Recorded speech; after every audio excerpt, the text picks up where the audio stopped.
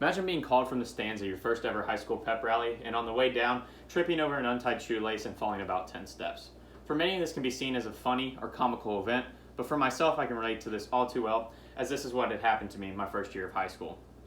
Today, I am going to be talking to you about how to tie your shoes properly in only 5 easy steps so that you can save yourself from ever having to deal with the embarrassment that I had to go through. The first step to properly tying your shoe is to make sure that your shoe is on your foot, of course. You can't tie your shoe outside or put it to the side and then try to put it onto your foot. It doesn't work like that. The second step is to simply tie an overhand knot with both ends of the shoelace, making sure to pull in opposite directions at the end to securely place the shoe onto your foot. This will be the base of the knot, so you want to make sure that this is as tight as possible. The third step, in order to tie your shoe, is with your non-dominant hand, reach with your pointer finger to the piece being held by your dominant hand, then using your dominant hand, wrap this piece around your finger to create a loop. This loop will come in handy, so make sure not to let go of it.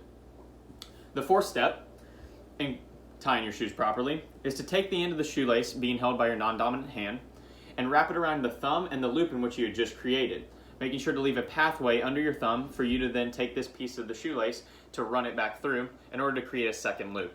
The fifth and final step of how to properly tie your shoes is to take the both loops in which you had just created and pull in opposite directions. This will secure the knot and make sure that this is as tight as possible.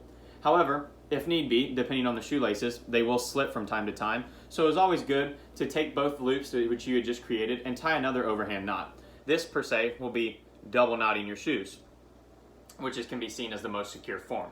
In conclusion, today, I hope that I was able to teach you how to tie your shoes properly in only 5 steps so that you can save yourself from the embarrassment of tripping and falling like I did. I hope that after my speech today, you will be able to run without worry rather than walk with uncertainty.